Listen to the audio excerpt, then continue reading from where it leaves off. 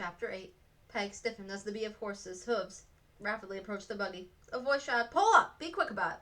The bearded soldier appeared, rising above the kicked-up eddies of the road dust like a evil spirit. He jerked his horse to a stop and leaned into the buggy, reaching for the large grubby hand from Miss Hennessy's reticule. "Give me that bag," he ordered. Peg flinched as she was hit with the sour, stinking odor that poured from his breath and his body, but Miss Hennessy calmly said, You'll not take my letter." "I don't want your letter," he snapped. "I want money." Miss Hennessy paused for only a moment and then obediently handed him the reticule. She handled the reins with her left hand and quietly slid her right hand to the buggy seat, where it rested above her handgun. Peg was too frightened to move as she stared at the large revolver in the soldier's belt. Surely Miss Hennessy's small pistol would be no match for that. Barely able to get his large hand inside the drawstring opening, the soldier fished around and triumphantly withdrew it. A quick flash of paper bills disappeared in his fist as he handed back the reticule. "Where's your jewelry?" he asked. Miss Hennessy met his gaze. "I have none with me." She said I wouldn't be foolish enough to wear it. The soldier jerked again on the horse's reins and wheeled him around and galloped back to the road.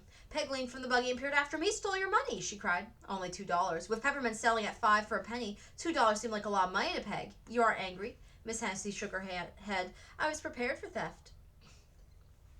Confused and hurt, Peg demanded, "How could he be a thief? He's federal, a Union soldier. They're there to preserve the law."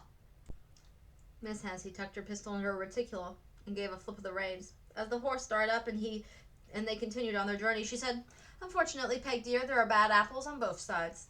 "I'm sorry he took all your money." To Peg's surprise, Miss Hennessy said, "He didn't take all of it, only a small amount." She smiled as she said, "Peg, it's time you learned that when women travel alone, they carry very little money where it can be easily stolen. I, for one, wrap my traveling money in a handkerchief and pin it inside my corset."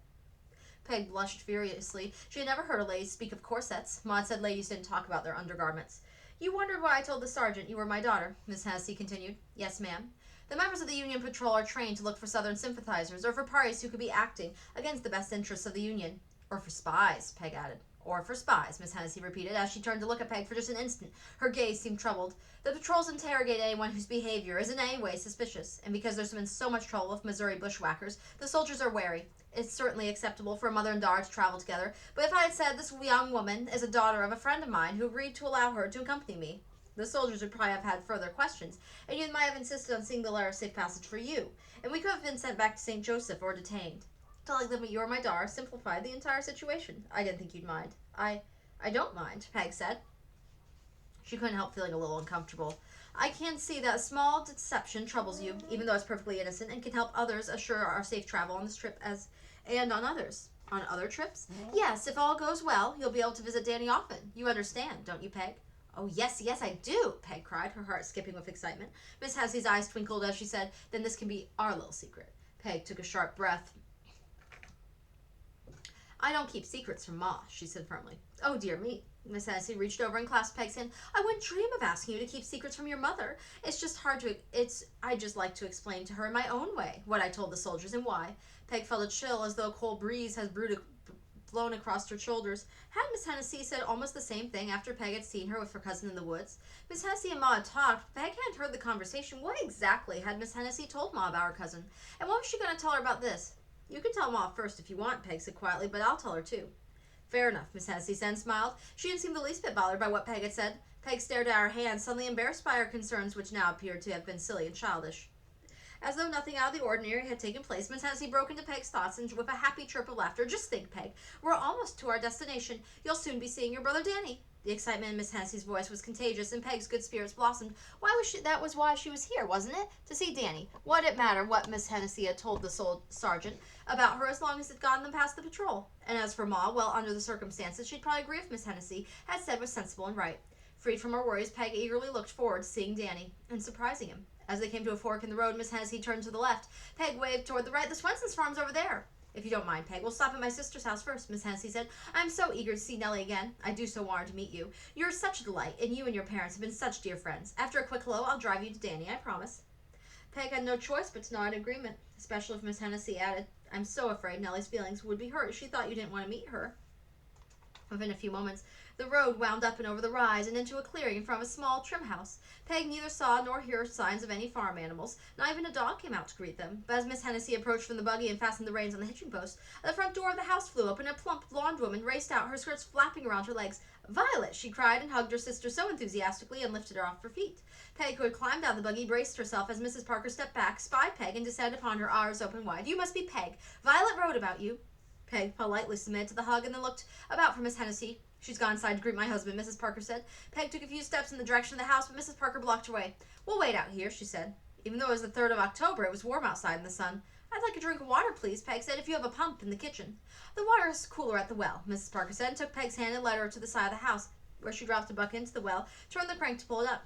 Peg picked up the metal cup that rested on the rim of the well and drank deeply. The water was cold and tasted delicious, and she gulped to the last drop.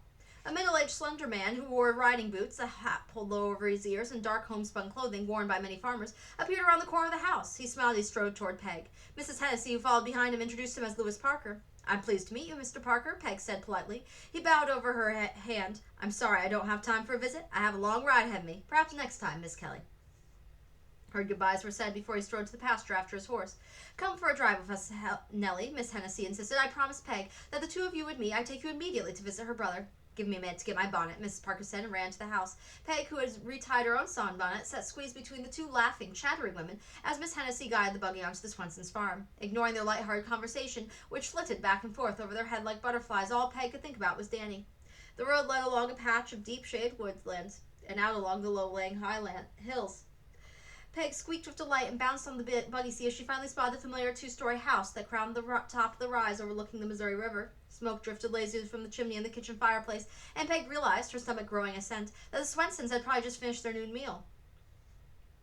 As Miss Hennessy guided the horse and buggy to the side yard, Peg couldn't wait for a second longer. She crawled over Mrs. Parker's lap and leaped to the ground, and running toward the kitchen door, she yelled at the top of her lungs, "Danny! Danny!" The door post opened, and Danny ran out, the alarm on his face quickly changing to a grin as Peg ran to him, her laughter spilling into the sunlight. "You're taller," Peg shouted. "No fair, Danny Kelly. You're taller and stronger. Here, I thought I'd catch up to you." Out of the open door popped Annie Swenson, her husband Alfred right behind her. Annie was short and plump as ever, and Alfred was tall and lean. Gussie, the hired girl, peeked around the door frame, her eyes wide with curiosity. Hugs first, or polite introductions. Peg flew into hugs. The grown-ups could take care of the properly meeting one another. By the time they had introduced themselves, Peg had settled down to the occasional bounce or broad smile. She clung to Danny, pulling one hand only away to press her stomach as if it gave a loud growl. Bluntly, Gussie said, "Girl, I bet your last meal is breakfast. Who knows how long ago it was since then? Come with me. I'll fix you a plate." "Miss Hennessy, Mrs. Parker, we have some cold chicken," Annie quickly offered, but Miss Hennessy shook her head. "You're very kind. We'll decline your generous invitation. I know you've much to talk about, Peg, and Nellie and I have to catch up on all the years we've been apart." "Years?" Annie asked. "Yes, 4," Mrs. Parker said. While at the same time Miss Hennessy answered 5. Mrs. Parker rolled her eyes and giggled. "Oh dear, has it really been that long, Violet? It seems to I've lost all track of time." Miss Hennessy smiled at Peg. "I'll be back to pick you up at 3 o'clock, she told her. "Thank you, I'll be ready," Peg answered politely. Although her attention had been captured by the fragrant odors wafting through the open kitchen door, she didn't have to wait till Miss Hennessy and her sister drive away. She raced into the kitchen, tugging Danny with her, and dove into the nearest chair. Annie's chicken was good, hot or cold, and the baked yellow squash with butter and a touch of cinnamon was still warm, and the apple dumpling Gussie sent before rivaled Ma's. After welcoming Peg again, Alfred said, "Danny and I can easily finish our fence mending Danny, I can easily finish the fence mending by myself. You stay here and visit with Peg. Look how glad she is to see you." Or could it be Annie's ample dumplings that had Peg so excited? "The dumplings, of course," Peg said, and grinned at Danny. As Alfred left, Annie served Danny and Peg second helpings of dumplings and plopped into a chair at the table. "So the Parkers are living on the Miller's place," she said to Peg. "I hear they didn't buy the land, but they're only renting. Thad and Jenny Miller moved west, you know, after their second son was killed." Peg swallowed noisily, sure that of what Ma would have said if she talked with her mouth full. Trying her best to remember the Millers, she said, "No, I'm sorry, I didn't know. It was after the raids last year," I said. "Union patrols suspected the Millers of having Southern sympathies and arrested their son Joshua. Amos, the younger son, was so upset he ran off and joined the bushwhackers." Danny spoke up. They were Southern sympathizers. "Some yes, some no," said no. "I myself never thought so," and he said with a sigh, "but then, nowadays, who knows? How many people loyal to the Union changed their allegiance because of the cruelty of the Union patrols?" "The bushwhackers are cruel too," Danny insisted. "That's right," and he said. "They've done horrible things to many innocent people. These are hard times for all of us. I can only pray they'll be over soon." As she smoothed her apron across her ample lap, a smile brightened her features. No more talk of war, she said. Let's talk about pleasant things. How's your mother, Peg? Fine, Peg said. She drank a long gulp of the glass of milk Gussie had placed before, and then wiped her damp milk mustache with the back of her hand. Are you, dear? Are things going well with you? Yes, ma'am, Peg answered. You're growing up to be a lovely young lady, Peg. Thank you, Peg said. She looked at the large bite of apple on her fork and put it back in the bowl and cut it into a daintier piece, the size a young lady would eat.